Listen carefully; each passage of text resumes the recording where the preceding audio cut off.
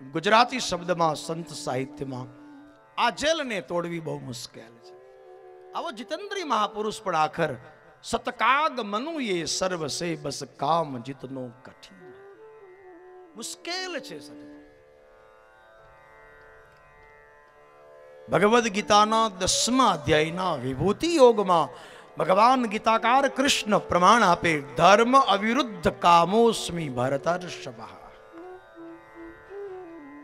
धर्म ने जिसका निवेदन किया, धर्म ए जनु समर्थन कर्यु, ए काम कृष्णनु रूप छे, भगवाननु रूप छे. આપણે એક વાર એ ચર્ચા કરી ગયા, ક્રોધ દુર્ગુણ છે પણ પરાક્રમ એ ક્રોધમાંથી મળેલો સદગુણ છે. કામ દુર્ગુણ છે પણ સંસારનું જે ચક્ર ચાલે છે કામ દ્વારા મળેલું આ પરંપરાનો નિર્વાહ એનું સદગુણ છે. લોભ દુર્ગુણ છે પણ કરકસર ને સંચય એ બહુ મોટો સદગુણ છે. લોભ હોવો જ ન જોઈએ, દુર્ગુણ છે, પણ કરકસર એ સંચય. પછી ઘણી વાર આપણે કરીએ લોભ અને નામ આપીએ કરકસર નું, હાવ એવું ન હાલે. ઘણી વાર કરીએ લોભ.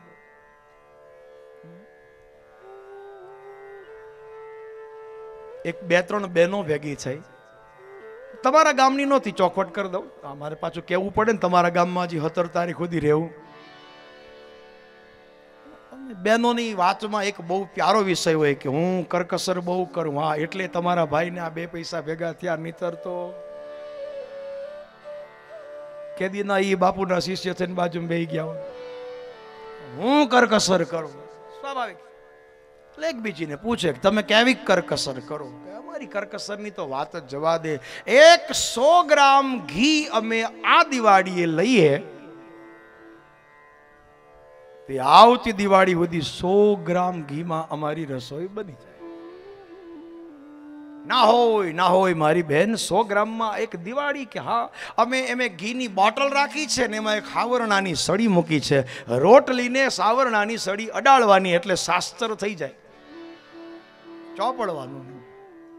આ અમારી કરકસર જાય હો. બીજી બેને કહું કે અમારી કરકસર કઈ જેવી તેવી નહીં. એક સોપારીનો કટકો મુખવાસમાં અમે રાખીએ તે 6 મહિના સુધી અમારા ઘરમાં આ એક સોપારીનો કટકો મુખવાસમાં હાલે ના હાલે કે હાલે. એક દાબડી રાખી છે ડબલી, એમાં આ સોપારીનો કટકો રાખીએ. સૌથી પહેલા બાબાના પપ્પા જમી લે, મોઢામાં ફેરવી ધોઈને પાછો મૂકે. મોઢામાં ફેરવવાની છૂટ પણ દાંત ડાળવાની સખત મનાય. ફેરવીને મૂકી દો. 6 મહિના મુખવાસ અમારી કરકસર જાય. ત્રીજા બેને તો હદ કરી કે 1/2 શેર દૂધ અમે લઈએ. શેર તો હવે મોટા શહેરોમાં નીકળી ગયા, તમારા ગામડા 2 શેર એટલે લીટર છે. 1/2 શેર, 1/2 લીટર જેટલું દૂધ લઈએ. અને પછી આ દૂધ લીધા પછી અમે એમાં ગંગા, જમના, ગોદાવરી, સરસ્વતી બધાનું એટલું મજાનું મિશ્રણ કરીએ. અને પછી એક લોટો ભરીને બાબાના પપ્પા પીવે, 1 ગ્લાસ બાબો પીવે, વધુ હોય તો હું પીઉં. 1/2 લીટર દૂધમાંથી હા બધા પીએ. અને તોય વધે તો એને મેળવીએ, એનું દહીં બનાવી અને બીજે દિવસે છાશ બનાવીએ. અને છાશ કેટલી બને, ક્યારેક જો એ છાશ ઢોળાઈ જાય તો આખી શેરીમાં રેલમ છલમ થઈ જાય. 1/2 લીટર દૂધમાં રેલમ છલમ. કરકસર એ સંચય સદગુણ છે, કિંતુ લોભ દુર્ગુણ છે. દુર્ગુણનું એક પાસું સદગુણ પણ છે. ઉસ્મિત અભિમાન દુર્ગુણ છે પણ સ્વાભિમાન સદગુણ છે. જે વ્યક્તિમાં પોતાની સાધના, પોતાના મા બાપ, પોતાના ગુરુ, પોતાનો ધર્મ, એની જો સ્વાભિમાન ન હોય તો એ વ્યક્તિ જ નથી. સરળતા સદગુણ છે પણ કાયરતા દુર્ગુણ છે. કાયરતાના બાને આપણે એવું ખપાવીએ કે અમે સરળ છે તો એ ખોટી વાત છે. સરળતા અલગ ચીજ છે. સિંહ જેવો કોઈ સરળ નથી. લો, આટલો સુરવીર છતાં બહુ સરળ છે, ઇતના સરળ. કાયરતા એ દુર્ગુણ છે પણ સરળતા એક પોતાનું સહજ સદગુણ છે. સક્ષમ હોવા છતાં પણ સહન કરે એ સરળતા છે.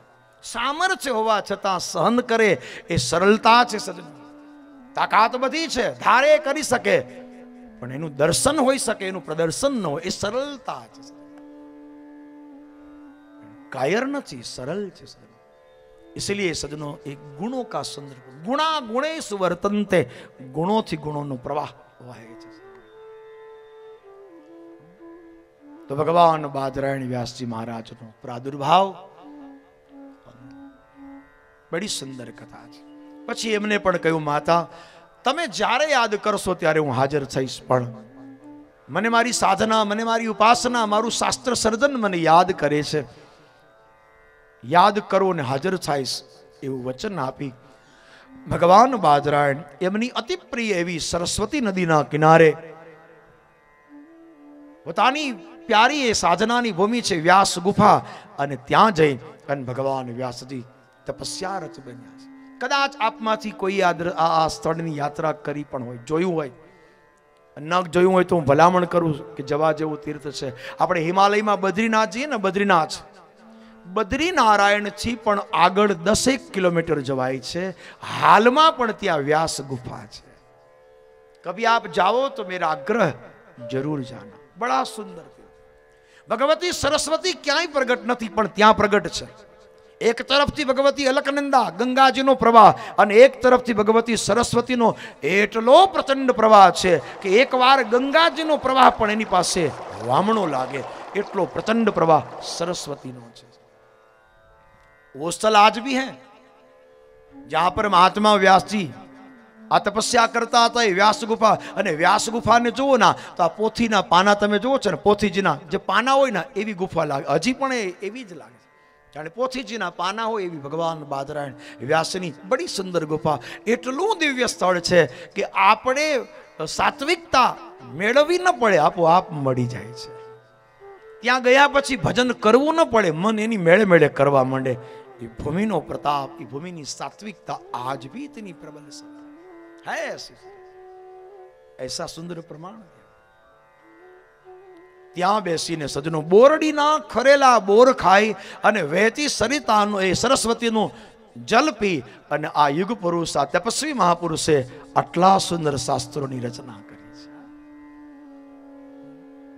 ક્યાંય બદલાની અપેક્ષા નથી કે મારા પુસ્તકોની રોયલ્ટી મળે ને, મને નામ મળે ને, હા લોકો મારા નામને યાદ કરે ને. એને જ્ઞાનને વહેંચ્યું છે પણ ક્યાંય વહેંચ્યું નથી. बांटा है मगर बिका नहीं है वो.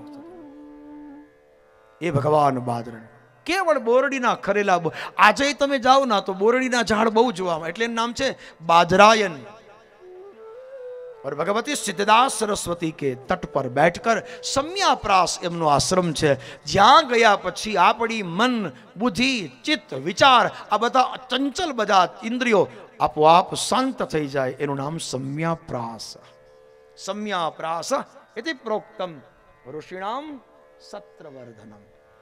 कितना सुंदर शब्द लिखा, ऋषिणाम सत्रवर्धन सम्याप्रास इति भगवान व्यास जी विराजित. પછી તો કથા બહુ વિસ્તાર છે, હું સમયાભાવ વિશેષ ચર્ચામાં નહીં જાઉં. महाभारत का बड़ा सुंदर दर्शन वहां पर किया.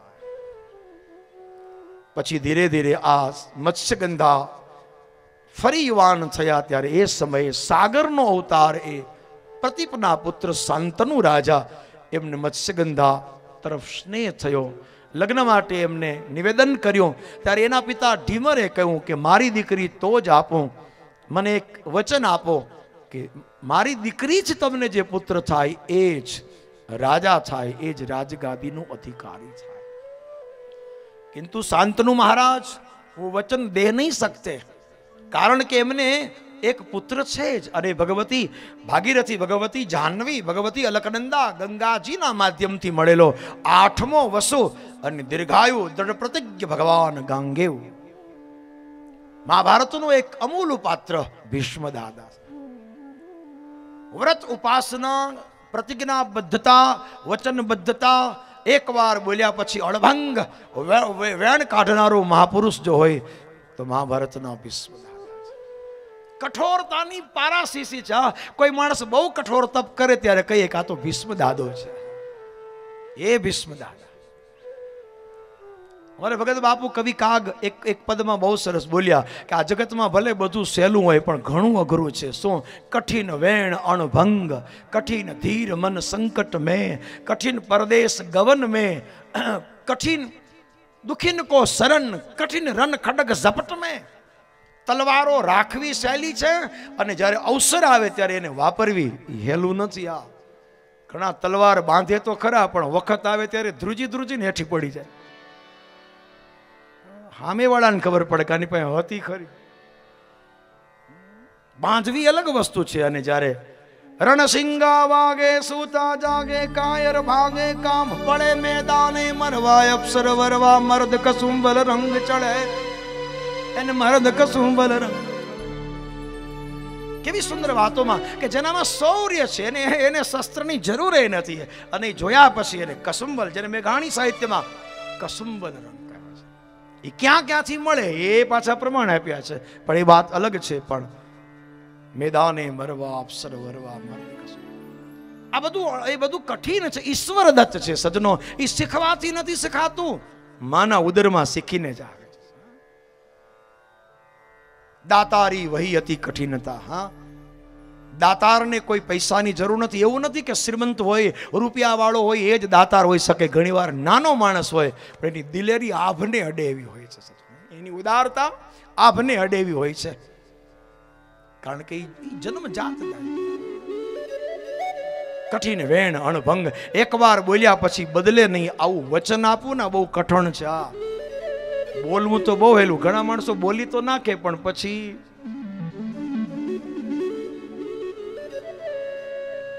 મારા પિતાજી કથામાં એક સરસ વાત કહેતા મને યાદ આવે.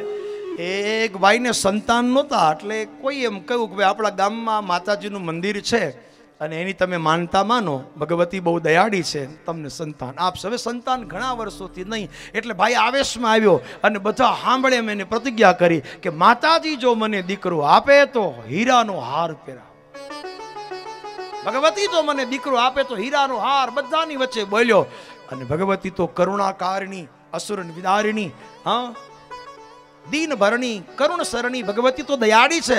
કૃપા કરી અને સમયાંતરે દીકરો થયો. 1.25 વર્ષનો થયો તો આખું ગામ ભેગું થયું કે માએ તને દીકરો આપ્યો.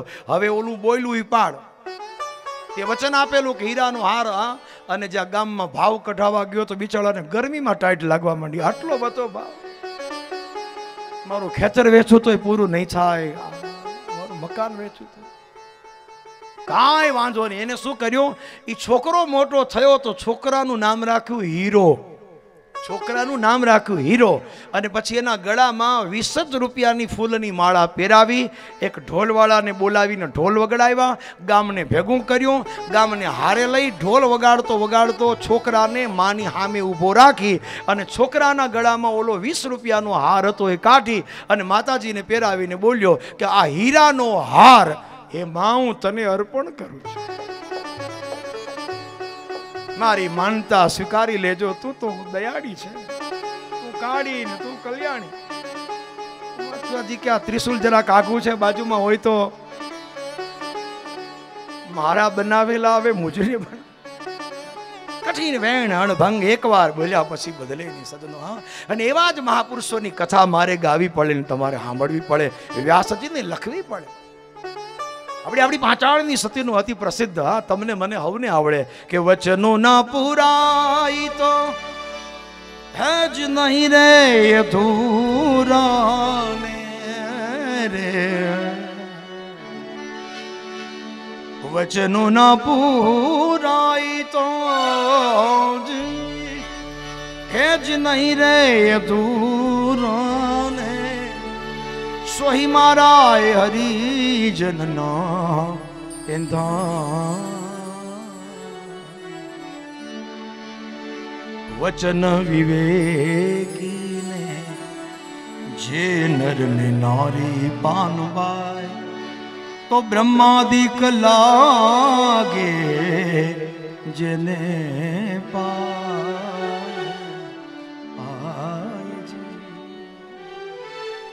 વચનું ના પુરા ને નહીં રે અધૂરા. ગોંડલની બાજુમાં એક સંત થઈ ગયા મહાત્મા લોહલંગરી, તમે નામ સાંભળ્યું હશે. યુવા અવસ્થામાં નાનપણમાં સગપણ થઈ ગયેલું એટલે એ યુવાન થયા એટલે પોતાની જે પત્ની હતી ને તેડવા માટે જતા એ જમાનામાં જૂના જમાનામાં જાય છે સવારનો પોર અને બરાબર સસરાના ગામમાં પ્રવેશ કરે ગામને પાદર એક કૂવો ને એમાં એક યુવાન યુવતી પનિહારી પાણી ભરી અને એને 3 હેલું 3 બેડા પાણીના. હવે 3 બેડા છે એટલે હાથમાં તો રેની માથે લેવા પડે અને માથે એમનેમ ન ચડે, કોઈ મદદ કરે, કોઈ ચડાવે તો ચડે, સ્વાભાવિક. આ જૂના જમાનાની વાત છે. તમારા ગામમાં તો ઘણા બહેનોને આ એક જમાનો તો કુએ પાણી ભરવા જવું પડતું. હવે તો કેવી સગવડ, આ ગેંડીમાં નળ ખોલો ને ધડેલાટી સીધી. ઘરમાં ઘંટીઓ હતી, ઘરમાં વાંસીદા હતા, કુએ પાણી ભરવા જવું પડતું. પણ તેથી બહુ સારું હતું, જીમમાં જવાનો વારો જ ના આવતો. ડાયટિંગ શું શબ્દ કોઈને ખબર જ નહોતી. वो भी एक जमाना था, कितना सुंदर. એકલી યુવતી મુંજાઈ, આ હેલ માથે કોણ ચડાવે. અને પેલા હજી એને સંન્યાસ નથી લીધો લો લંગરી, એ હાલ્યા આવે. એટલે શું કરું, અજાણ્યો યુવક છે, એને કહું ન કહું, એક સ્ત્રી સ્વભાવ, કહું ન કહું અને નહીં કહું તો આ બેડા નહીં ચડે. હવે શું કરું, એટલે પછી કહું ચાલ કેવા તો દે. એટલે એને કહું કે એ મુસાફર મદદ કરને, મારે આ હેલું માથે ચડાવી છે. નજર નીચી છે, સામે જોયું નથી. અને પૂર્વાશ્રમના મહાત્મા લો લંગરી આવ્યા, બેડું લઈને આમ ચડાવવા જાય. હવે યુવતી છે, એકલી છે, ગામને પાદર સ્ત્રી છે, એટલે સંકોચ થાય ના. તે સંકોચ વસેનાથી બોલાઈ ગયું કે બેડું ચડાવજે, હેલ ચડાવજે, પણ મારા એક પણ અંગને જો સ્પર્શ કર્યો તો તને રામ દુહાઈ છે, રઘુવીર રામની દુહાઈ છે તને, જો મારા શરીરના રૂવાળાને. એટલે યુવાન કહે છે તે હજી મને ઓળખ્યો નથી એટલે વાંધો નહીં, પણ તને મને ખબર નથી. આ તો મને કામ સોંપ્યું ને, એ હેલું ચડાવીને ઘરે આવ્યો. એ પનિહારીને ખબર નહોતી કે જેને રામ દુહાઈ આપી એ જ એનો ભરથાર, એ જ એનો પતિ, એ જ એનો સ્વામી. જબ પતા ચલા ઉસી દિન ઉસી ઘડી, એ જ વખતે મહાત્માએ वहीं से संन्यास लिया. मन लगा मेरे यार फकीरी, वहीं से हाथ में कुंडी, बगल में सोटा, चारों दिशा जागीरी में मन लगा. ફકીરી ની પણ એક અમીરી છે, એની અમીરી. આપણે એક નાનકડા જમીનના ટુકડા હાટું થઈને કેસો માંડીને બેઠા હોય, પણ આની અમીરાત તો જુઓ, એની મોહલાત તો જુઓ. हाथ में कुंडी, बगल में सोटा, तो चारों दिशा जागीरी में. આ સૂરજ ચંદ્ર મારા સેવક છે, હું એને હુકમ કરું, હું દુનિયા પાસે શું કામ માંગુ? ગુરુ પરંપરાનો સાધુ છું, હાથ ફેલાવું તો મારા ઈષ્ટ પાસે ફેલાવું. આપ ભિખારી દુનિયા પાસે શું કામ માંગુ? દાતા એક રામ, ભિખારી સારી દુનિયા. એની અમીરાત તો જુઓ. નિકલ ગए मात, वही लोहलंगरी महाराज. વચનું ના પૂરા નહીં રે અધૂરા. વચનબદ્ધ છે. ભીષ્મ ગાંગેવ પ્રસિદ્ધ કથા છે. ખબર પડી એ વખતે મહારાજ ગાંગેવ જઈને મત્સ્યગંધાને સમજાવે, મનાવે, કહું કે મારો અધિકાર જતો કરું, ગાદી તારા દીકરાને મળશે, પણ કાલ સવારે તમે લગ્ન કરો અને એને સંતાન થાય તો એ પછી એના અધિકારી. આવી બધી કથાઓ. आखिर कहा कि मैं ब्रह्मचर्य धारण करूं, मैं शादी ब्याह ही ना करूं, मैं हर हमेशा ब्रह्मचारी.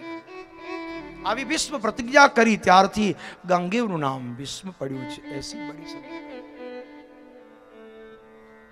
દીકરાને પરણાવવા માટે બાપ પુરુષાર્થ કરે અને ઘણું બધું ત્યાગ કરે તો જગતની એક જૈવિક ઘટના, હર કિસી કે ઘર में होती बनती घटना है. પણ પિતાના સુખ માટે, પિતાને પરણાવવા દીકરાએ એટલું મોટું બલિદાન. એ આ રાષ્ટ્રની ઉન્નત સંસ્કૃતિ છે અને મહાભારતની ઉત્તમ દેણગી છે.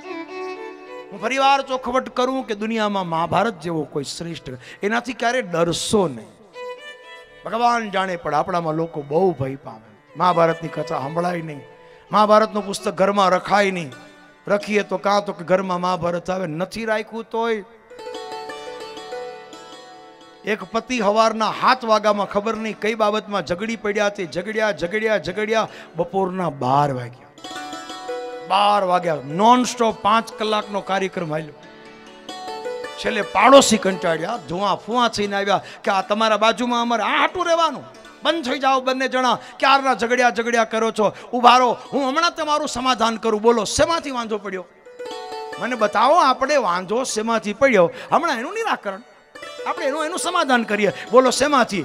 બે જણા ચૂપ એકબીજાની સામે જોવા માંડ્યા, કારણ કે આ 5 કલાક ઝઘડ્યામાં ભૂલી ગયા કે આ ઉપડ્યું હતું એમાંથી, હળે ગયું એમાંથી એ ભૂલાઈ ગયું.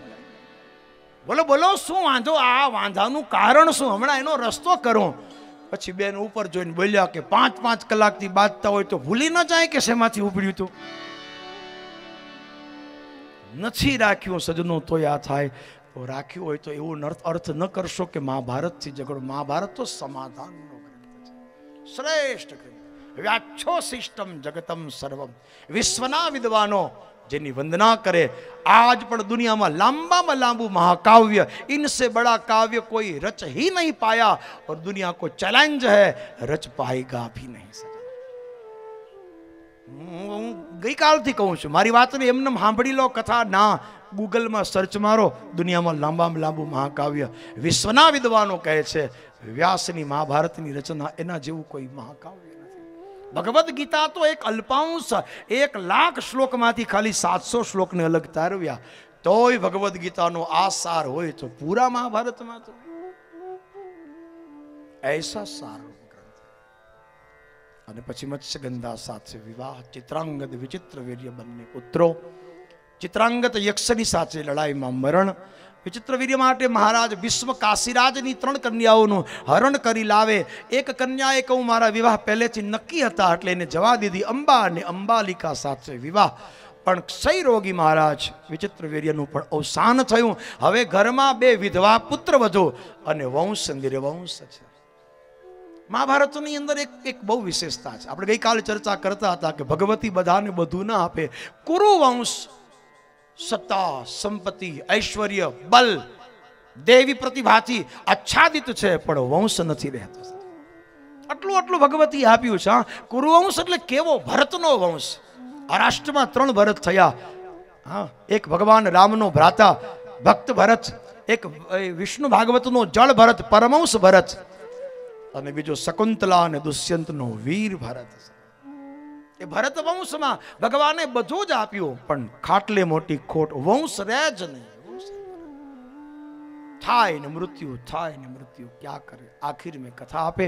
અને પછી અંબા અને અંબાલિકા વિધવા પુત્ર વધુ. ત્યારે મત્સ્યગંધાએ વ્યાસ નારાયણનું સ્મરણ, વ્યાસની કૃપાથી અંબાને જે પુત્ર થયો તે ધતરાષ્ટ્ર, અંબિકાને જે પુત્ર થયો એ મહારાજ પાંડુ રાજા થયા. અને વિદુરા નામની દાસી, એમને જે પુત્ર થયો એ ભગવાન કૃષ્ણ પરમાત્માના લાડીલા સંત. ભગવાન જેની ભાજી ખાવા માટે થઈને એની ઝૂંપડીએ જાય, જેની પત્નીના કેળાની છાલ ખાય, એવા સંત વિદુરજી મહારાજ થયા. નહીતર વિદુરજી મહારાજ નીતિ નિપુણ છે, નીતિજ્ઞ છે, પણ એમનો સદભાવ છે એટલે હંમેશા એ ભક્તિનો માર્ગ સ્વીકારે. ये कथा तो बड़ी विस्तार से, समय अभावात उस चर्चा में न जाऊं. ત્યારબાદ ધતરાષ્ટ્રના ગાંધારી સાથે વિવાહ. પાંડુ મહારાજ की 2 प्रिय अर्धांगना भगवती कुंता और माद्री देवी છે. कुंताजी અસલમાં વસુદેવજીના સગ્ગા બેન છે. સુરદેશી યાદવ, સુરદેવ યાદવના એ પુત્રી છે, પણ કુંતીભોજ રાજાને દત્તક પુત્રી તરીકે આવી.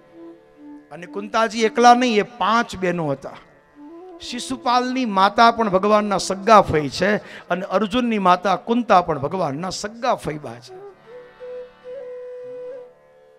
સંબંધના સમીકરણો ઘણા બધા સુંદર બતાવ્યા છે.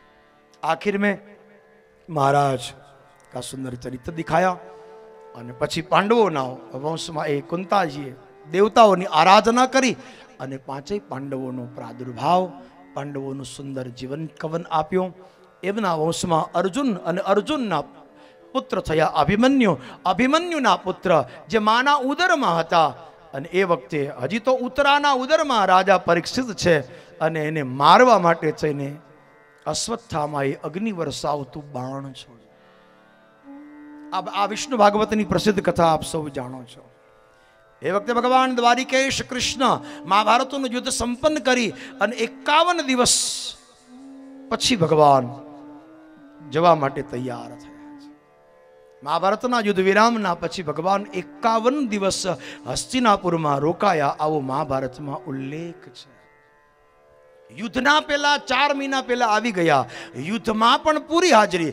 18 દિવસના યુદ્ધમાં રાત્રિ કાલે બધા જ સૂઈ જતા. ભગવાન કૃષ્ણ ક્યારે 18 દિવસમાં સૂતા નથી, હંમેશા જાગતા.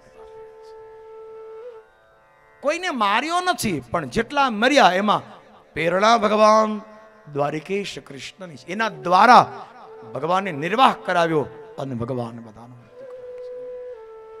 આદો મધ્યે ચ અંતે હરિ સર્વત્ર ગીયતે. આપણે ગામડામાં એક સરસ કહેવત છે કે આ અમારા હગા અને આ અમારા હાચા હગા. આપણે નવાઈ લાગે કે હગા અને હાચા હગામાં ફરક હું. પછી ગામડાના વડીલો એમ કે પ્રસંગ પહેલા આવી જાય, પ્રસંગમાં પણ પૂરેપૂરી જવાબદારી નિભાવે, અને પ્રસંગ પૂરો થઈ ગયા પછી બધું હમું નમું મૂકીને પછી જાય, એને હાચા હગા કહેવાય. એની હાચા હગા કહેવાય.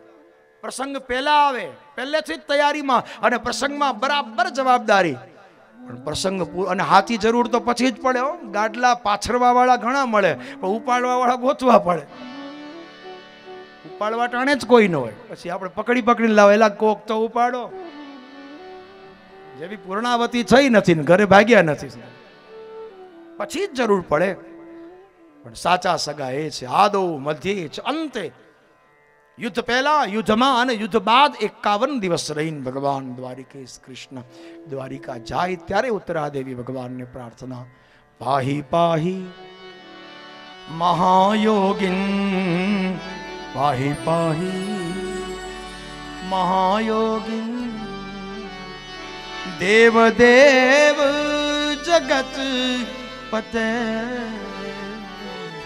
પાહી પાહી. પાહીમામ સજનો એ શરણાગતિનો શબ્દ છે. સાધક જ્યારે ભગવતીના ચરણમાં જાય ત્યારે પાહી પાહી પાહી પાહી કહી નાથ ગુસાઈ ચરણ પડે લકુટી કિનારે. અને ભગવાન ઉત્તરાના ઉદરમાં જઈ અને ગર્ભસ્થ શિશુ પરીક્ષિતની ભગવાનને આબાદ રક્ષા કરી છે.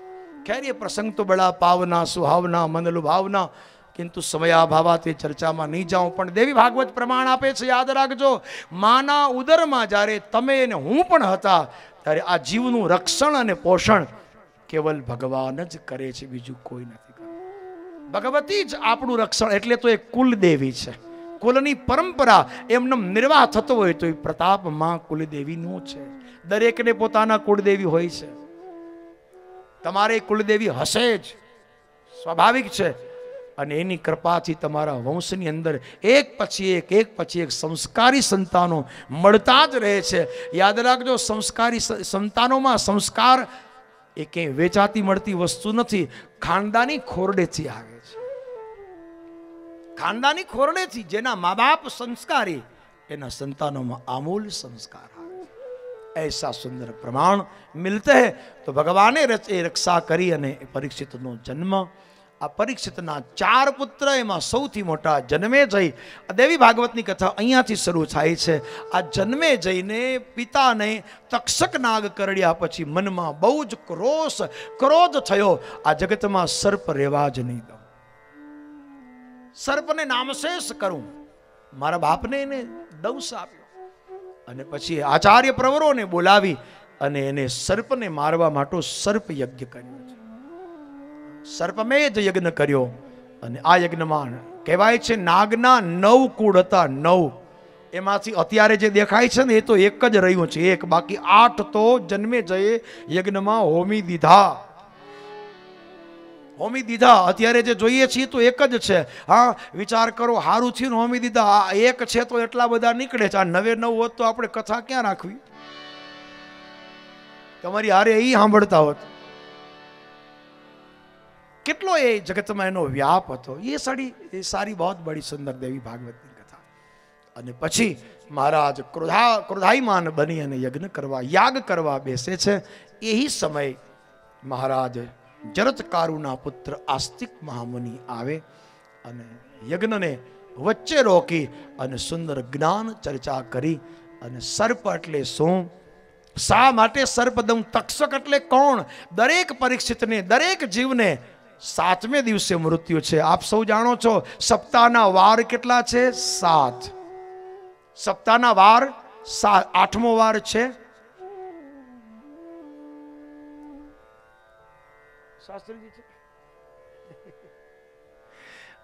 મારી યારે આવેલા શાસ્ત્રીજીઓ પણ બહુ સારા વક્તાઓ. આ તો મારા મિત્ર છે પણ એ સ્વયં કથાકારો છે, મૂર્ધન્ય વક્તાઓ છે. તમારા શાસ્ત્રીજી એકવાર મેં સાંભળતો હતો, હસતા હસતા કહેતા હતા કે 8મો વાર છે.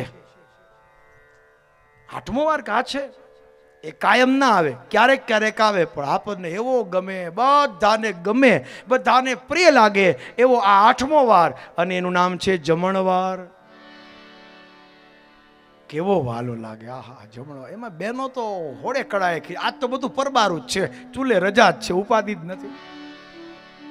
9 દીની કથા થાય એમાં અમારી આજુબાજુની ગામડાવાળી બહેનો ભારે રજામાં ખુશમાં છે. એ કથાનો આનંદ તો મળશે, પણ આ 9 દી નિરાંત. ખેર, એ તો એક વિનોદ ભાવથી કહ્યું તો સપ્તાહમાં 7 દિવસ સૌ માટે છે એનો સુંદર તત્વાર્થ સમજાવે છે. એ બડી જ્ઞાનમયી, યોગમયી, વૈરાગમયી કથા ઠીક બપોરના 2:30 વાગે આપણે શ્રવણ કરીશું. કારણ કે જમણવારનું નામ લીધા પછી હવે તમને કથામાં બેહાડવા એ તો મારી જીવનભરની સાધનાઓનું પણ ઓછી પડી જાય. બહુ અઘરું છે બાબા. અમે 12 વાગ્યાનો સમય થાય એટલે ભોયખા ભજન હોય ગોપાલા, આલે તારી કંઠીને આલે તારી. તો એ બની શકે છે. આપણે મધ્યાહન કાળે મધ્યાહન સત્રને વિરામ પણ આજ હમણાં મહાભારતને યાદ કરતા હતા. તો જે મહાભારતનું અમૂલ્ય પાત્ર છે એવા ભગવાન દ્વારિકેશ કૃષ્ણ અને ભગવાનનો પ્રિય મિત્ર અને ભગવાનના આદેશનો પાલક એ ધનંજય અર્જુનની સુંદર ઝાંખી કરીએ. એકવાર ભાવ और श्रद्धा के साथ श्री द्वारिकाधीश की जय. राजा रण छोड़ रंगीला रण छोड़ रे, राजा रण छोड़ रंगीला रण छोड़ रे, राजा रण छोड़ रंगीला रण छोड़ रे, राजा रण छोड़ रंगीला रण छोड़. द्वारिका नो नाच वालो राजा रण छोड़, द्वारिका नो नाथ मारो राजा रण छोड़, द्वारिका नो नाच वालो राजा रण छोड़, द्वारिका नो नाथ मारो राजा रण छोड़. राजा रण छोड़ रंगीला रण छोड़ रे, राजा रण छोड़ रंगीला रण छोड़. આપ સૌને વિનંતી, જવાની ઉતાવળ ન કરો. હજી ઘણા કાર્યક્રમો પણ બાકી છે. અહીંયાથી એની જાહેરાત થશે. કેવલ 2 મિનિટ. રાજા રણ છોડ રંગીલા રણ છોડ રે, રાજા રણ છોડ રંગીલા રણ છોડ રે, રંગીલા રણ છોડ હે રંગીલા રણ છોડ રે. અને દ્વારિકાનો નાથ વાલો રાજા રણ છોડ રે, દ્વારિકાનો નાથ વાલો રાજા રણ છોડ, દ્વારિકાનો નાથ વાલો રાજા રણ છોડ રે, દ્વારકાનો નાથ વાલો રાજા રણ છોડ રે. શ્રી જગદંબે માત કી જય. આજના આ પાવન સત્રમાં અમારા સૌના આદરણીય અને અમારા રાજકોટનું વૈશિષ્ટ ગૌરવ અમારા કિરીટભાઈ ગણાત્રાનો પૂરો પરિવાર, એમનું કુટુંબીજનો પણ આવ્યા છે. તો એમનું અભિવાદન મહાકાલી ધામ કરવા ઈચ્છે છે. એ અભિવાદનના કાર્યક્રમને આપ પ્રેમથી નિહાળી અને જ્યારે અહીંયાથી અનુમતિ મળે પછી જ આપ સૌ ભોજન કક્ષ તરફ જશો એવી વિનંતી સાથ. પૂર્ણમદઃ પૂર્ણમિદં પૂર્ણાત પૂર્ણમુદચ્યતે પૂર્ણસ્ય પૂર્ણમ આદાય પૂર્ણમેવા અવશિષ્યતે. શ્રી ભગવતી મહાકાલી માત કી જય. अपने अपने कुल देवी मात की जय.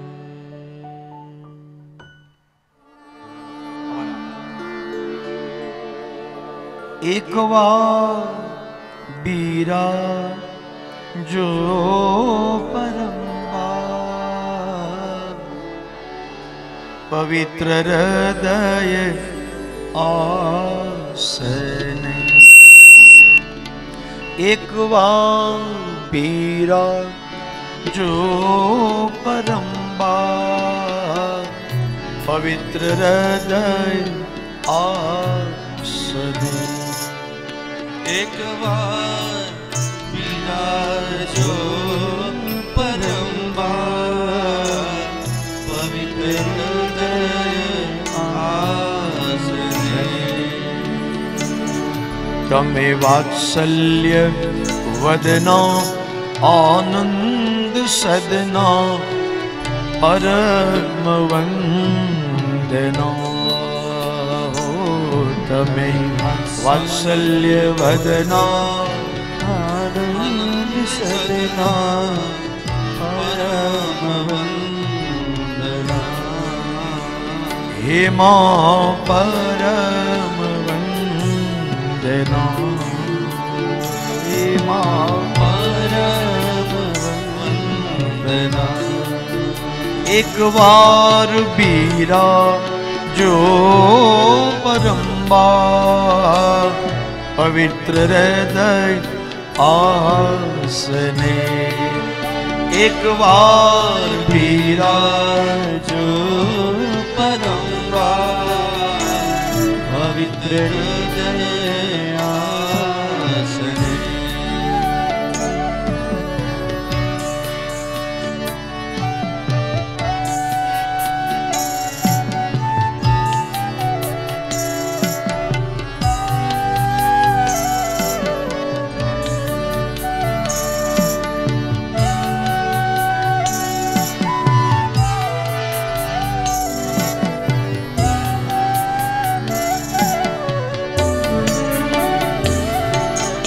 हे शारदे मां, हे शारदे मां, हे शारदे मां, हे शारदे मां। अज्ञानता से हमें तार दे मां, अज्ञानता से हमें तार दे मां।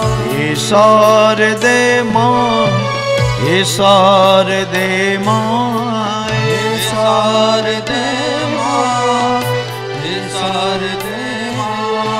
ओ हे शारदे मां, हे शारदे मां, हे शारदे मां, हे शारदे मां।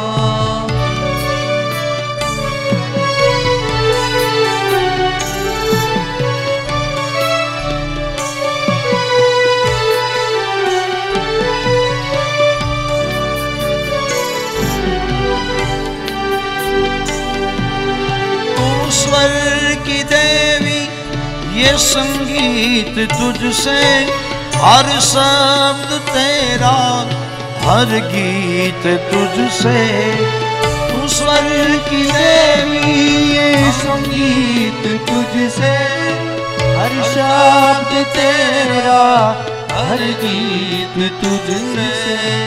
हम है अकेले माँ, हम है अधूरे, हम है अकेले माँ, हम हैं अधूरे। तेरी शरण हम, हमें प्यार दे माँ, तेरी शरण हम, हमें प्यार दे माँ। हे शारदे माँ, हे शारदे माँ, हे शारदे माँ, हे शारदे माँ। हे शारदे माँ, हे शारदे माँ, हे शारदे माँ, हे शारदे माँ।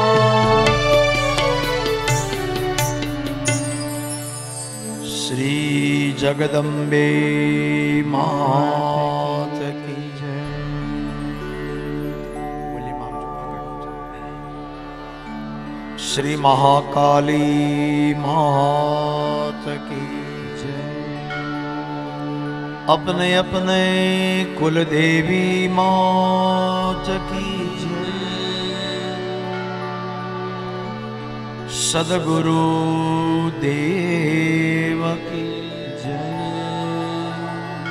ओम नमः पार्वती पतये हर हर महादेव।